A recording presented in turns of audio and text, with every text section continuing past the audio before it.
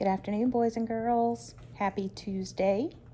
I am going to pick up where we left off with making bombs for Hitler. And I think we're going to be able to finish the book this week. So where we last left off, the Allies came in and liberated Lida and the others from where they were at making those large ammo rounds. And she could hardly walk. She'd been starving. So they are... she even was able to get some food, but she could hardly eat it because she had been starving for so long that if she were to eat too much too quickly, it would make her sick. So she's got to actually pace herself even though she's actually starving. So the chapter today is kind of short, so I'm actually going to do chapters 18 and 19 because they're both kind of short. Get us a little closer to the end. So let's see what happens now. Chapter 18 is titled Looking for Larissa. It was a nurse who took Larissa away from me, and it was the doctor at the work camp who killed children for their blood. When the Americans took me to their hospital, I couldn't stop screaming. They took away my blue flannel dress. I was shepherded into a lineup, naked and shivering, for a shower. I refused to go in. A nurse picked me up and carried me in, ignoring my screams and scratches, ignoring the hot water that streamed down her uniform and ruined her leather shoes. When the warm water coursed through my hair and over my face, my muscles relaxed, and I clung to that nurse as if she were my mother. Soaking wet and fully dressed, she sat me on her lap and rocked me, cooing a lullaby as she gently massaged shampoo into my hair and lovingly soaped away the months of dirt encrusted beneath my fingernails and behind my ears. I sobbed when she lathered soap with her fingertips and gently massaged the soft suds into the wounds on my feet and legs. She washed sores I didn't even know I had on my back and on my elbows. It had been so long since someone had cared for me that I could barely stand it. The soap she used smelled like lilacs. It was nothing like the bleaching powder. She used real shampoo for my hair, so my scalp didn't sting a bit. She wrapped me in a towel and she dried herself as well. Her nurse's cap was wilted and ruined, and her bun had come unpinned. When I was dry, she gave me back my blue flannel dress. As I pulled it over my head, I wrinkled my nose at the unmistakable chemical smell of lice killer. I longed for a future when that poison was no longer necessary. Once I was clean, I thought she would let me go to one of the camps for refugees. I wanted to go to the one with the priest and the makeshift church with the icon of the Virgin Mary, but Nurse Astrid said not yet.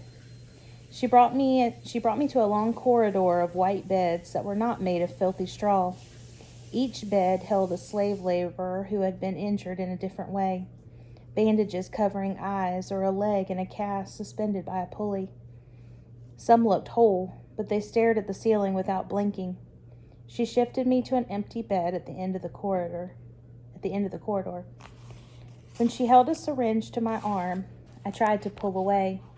My mind knew that Nurse Astrid was trying to heal me, but my heart remembered the terrible things that happened to children in that hospital at the work camp.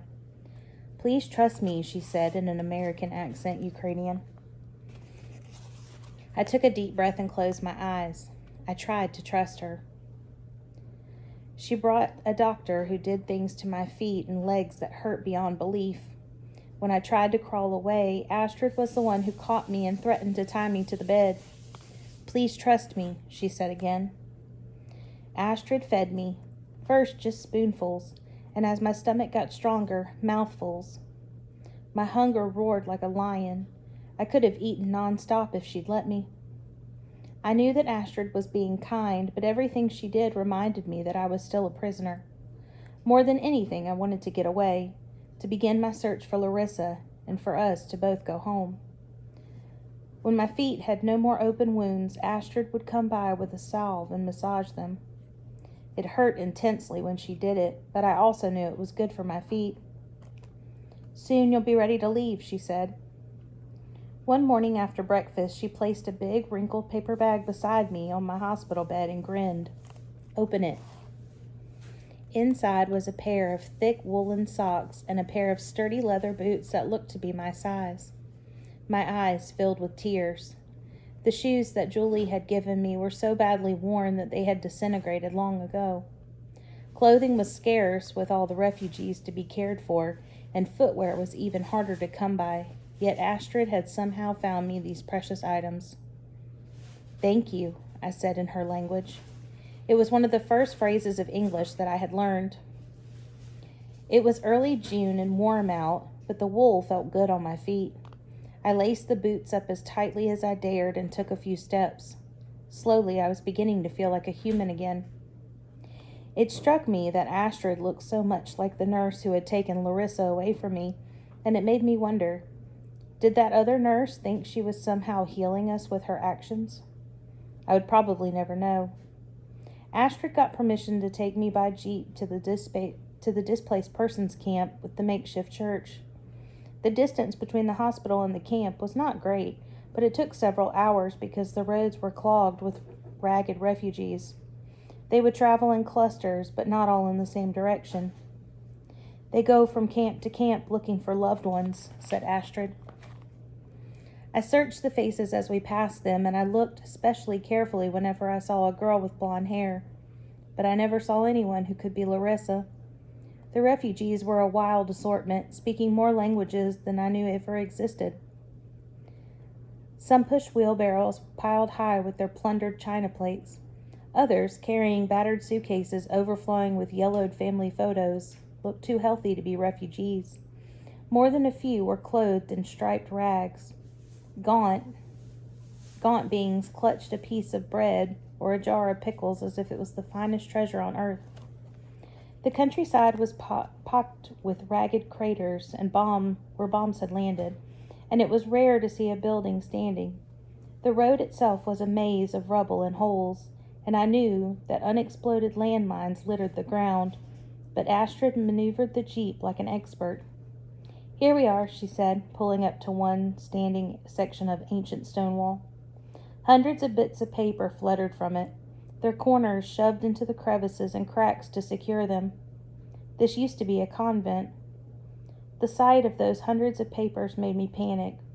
By the time my father had been taken by the Soviets, praying was against the law. I had watched my mother fold up a note in the middle of the night and walk in the cover of darkness to our little blue church. It had been locked and the priest executed, so what was she doing there? The next day I had crept to the church when no one was looking. I found her note tucked in a crack in the church wall. I pulled it out and read her plea to God to bring my father home. Then I took the note and placed it on my tongue, swallowing it like a sacrament. I wanted my father home too, but didn't realize that Mother risked it all by writing that note. I never told her what I had done. Astrid took my hand, and together we walked over to those fluttering bits of paper. I reached up and held one flat so I could read it. Anya Zook from Drohobite, looking for Ivan. Left for Flensburg, June 2nd, 1945. I looked at another and another. All were details of refugees searching for their loved ones. "Will they get in trouble for making these notes?" I asked. Astrid shook her head. "Who is it you're looking for, Lida? I'll help you go through these." I told her about Larissa, but also about Luca and Xenia, Katerina, and Natalia.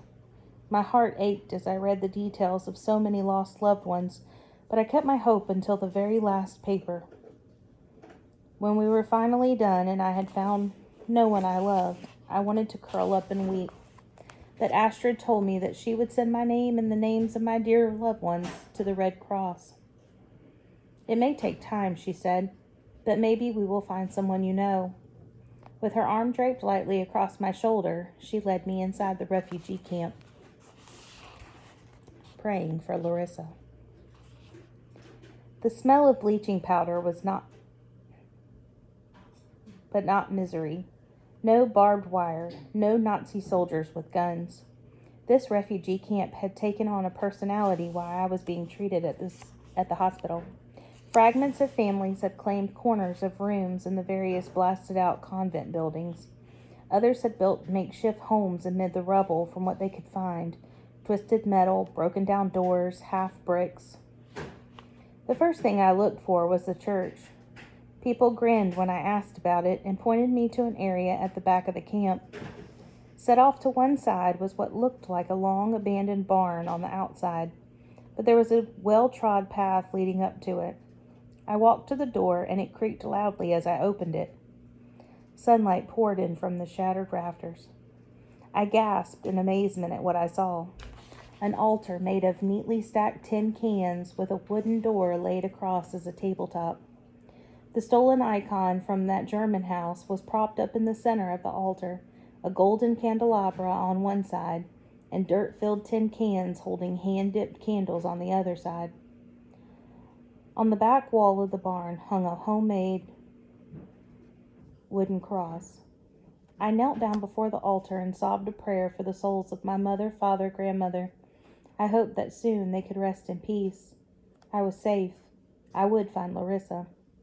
I said a prayer of thanks that I still lived, and then another of hope for Luca, Xenia, Katerina, Mary, Natalia, Larissa. I don't know how long I stayed in contemplation, but it must have been quite a while. When I tried to stand up, I couldn't. My legs and feet were stiff and numb. "Let me help you," a voice from a distant dream. I looked up. The way the light shone through the broken slats in the barn roof made it difficult to see who was standing there, but the silhouette was beloved. The voice was clear. Could it possibly be Luca? He stepped forward. His shock of wild hair had grown back, but his eyes were circled with shadows of grief. "They told me I might find you here." He knelt and placed my arms around his neck. Together we stood. "Dear Lyda," he said, "I promised I would find you." "I dreamed of you the night you escaped." He smiled. "I was thinking of you as well, praying that you would be safe. I felt guilty leaving you behind." "How did you manage to get away?" We walked out of the makeshift church together, Luca still helping me, although my feet and legs were feeling less numb, and he told me about that night.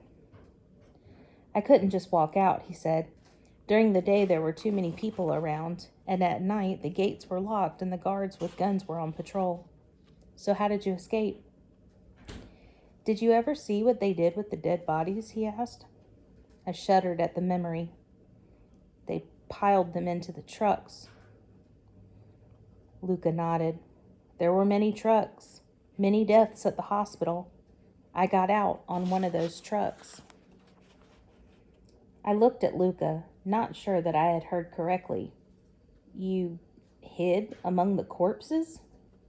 "Yes." We walked in silence past children playing with makeshift toys and mothers scrubbing rags in soapy basins of water. What a contrast to be with people smiling and relaxed when in my mind was an image of Luca in a truck of the dead. "It must have been awful," I said. He squeezed my hand inside. I managed to loosen the tarp from the back of the truck and jump out onto the road when we were a good distance from camp. Thank goodness it was dark out. I hid in the woods and met up with others who had escaped from camps as well. "You stayed in the woods all that time?" He looked at me, but his eyes seemed distant. "We moved around a lot. The Nazis hunted us down. Not all in our group survived." We were each lost in our own thoughts, and without realizing it, we reached the end of the refugee camp. I sat down on the tire of an abandoned Jeep and patted the spot beside me. Luca sat down. "When did you get here?" I asked. "A day or so ago," he said. "I found out that a group of survivors from our work camp had been taken to the American Army hospital down the road. I thought that if you were among that group, you would end up here. Have you found any others?" Luca shook his head. "I haven't seen anyone else I knew from there." Luca and I spent as much time as we could together over the next few days and weeks. There was much work to do, helping families patch together their makeshift homes, assisting with food distribution, playing with the younger children. He was much healthier than most of the refugees, and now that my feet were healing and I was eating more than turnip soup, I had become stronger as well. Luca found a place to sleep with a group of boys his age. I found a cozy spot on my own in the corner of what used to be an office in one of the convent buildings. Every morning I would check with people from the Red Cross to see if there was any word about Larissa, but each day the answer was the same. "I am sorry, dear," said the kind-hearted Canadian woman, whose hair was a mass of red curls. "I hope we'll have better news for you soon. Is there any way of checking German records?" "What do you mean?" asked the woman. "I may have seen her with some Germans," I said evasively. I didn't want to admit that I thought I had seen her with a Nazi officer's family. "The Germans destroyed records as they abandoned offices," said the woman, "but we're doing the best that we can." Her words cut me to the heart. What chance did I really have of ever finding my sister? I didn't even know whether Larissa would be using her real name, if she'd be living with that real Nazi family in the car. Later, when I sat beside Luca and we ate tasty buns made with white flour and a faint taste of sugar, he said, "Don't ever give up. All you can do is keep on looking. She's probably looking for you as well." He was right, and I knew it. Every day I checked the fluttering messages, hoping that one day I would see a message from my sister. Luca checked as well. He had no way of finding his father, who was either still in Siberia or dead by now. But his mother had been a slave laborer. Perhaps one day a fluttering message from her would appear. And we'll see what happens after that tomorrow.